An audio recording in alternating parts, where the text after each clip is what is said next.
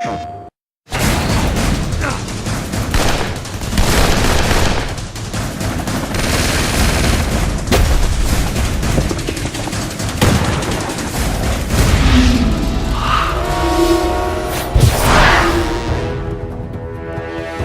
Uncharted 2, we really wanted to not only tell a really compelling story with interesting characters, but we wanted to just put you in these over-the-top cinematic set-piece moments that feel ripped straight out of a summer blockbuster movie. It lets you have control over Drake as you're having to play through those set pieces. So we wanted to just give all the technology we could to the engine to allow us to create these moments.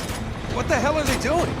On PlayStation 3, for our first game, we were using probably only 30% of the power of the cell, and this time we're like getting close to 100% of like using all the power of the PS3, and how can we use it just to make the game look just beautiful and have better gameplay and just more everything over the top and all that stuff.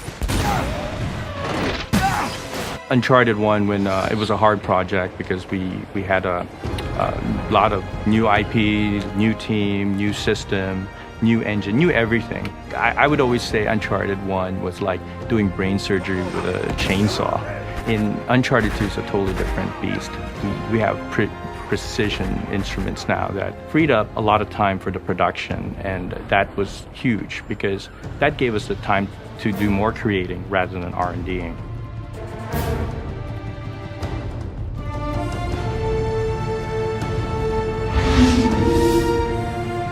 In Uncharted 2, we integrated use of the Havoc physics engine, as opposed to a proprietary physics engine we wrote for last game. We're able to do a lot more things we couldn't do last game.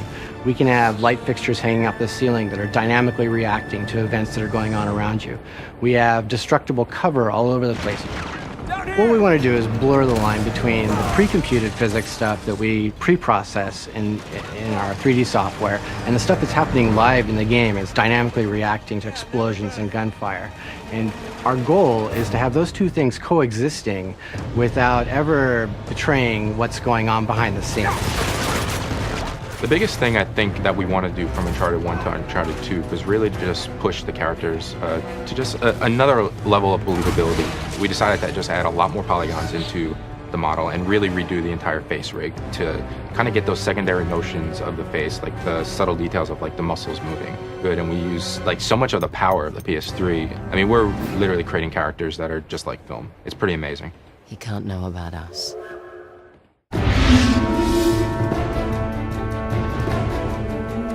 We often talk about moments in the development of Uncharted, but they're these iconic images packed with drama and a spirit of adventure, and so the train was definitely one of these.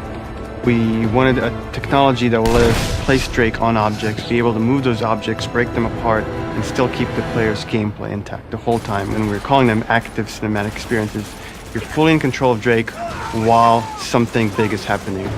Like staging a battle on the roof and inside of and on the sides of a train that's speeding through the Himalayan countryside.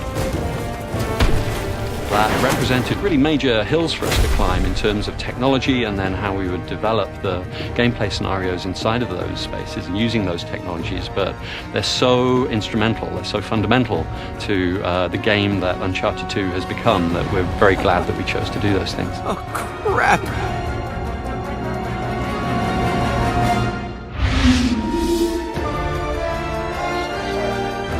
With the Uncharted franchise, we really are bringing a unique set of gameplay mechanics that no other game is providing. We're a third-person cover-based shooter, but we also have a hugely expansive traversal moveset. So we've got characteristics of a platform game, and then we've got great hand-to-hand melee combat, so it's all seamlessly fluid, and Drake just really feels like a fully realized human being, and anything that you think you could do, Drake can do. So in Uncharted 2, we had three pillars of gameplay. We had traversal, we had gunplay, and we had hand-to-hand combat. And we set up scenarios, and we changed the animations. We did all these things that would enable you to kind of seamlessly go to any of those things at any time. And so we really wanted to kind of give that really good cohesive feel to your entire experience.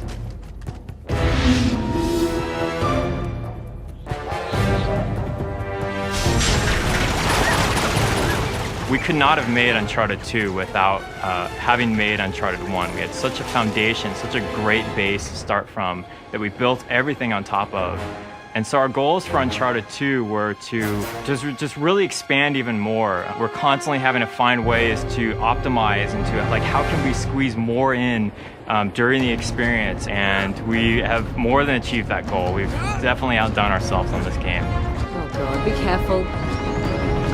Holy shit. We're gonna pack more explosions, more big budget, Hollywood blockbuster explosions, buildings collapsing. You know, we want to maximize people's time. You know, if they're going to spend 12 to 15 hours in our game running through it, we're going to make sure that every minute of that, there's something unexpected getting thrown at them, there's something falling down around them, and they're caught up in the middle of it. The optimizations and enhancements that they've done to this engine from Uncharted 1 to Uncharted 2 are mind-boggling, and we're using the PlayStation 3 hardware in a way that I'm not sure that anybody else really is. To have that visual experience be so right and so seamless that you get the effect of people not wanting to put the controller down.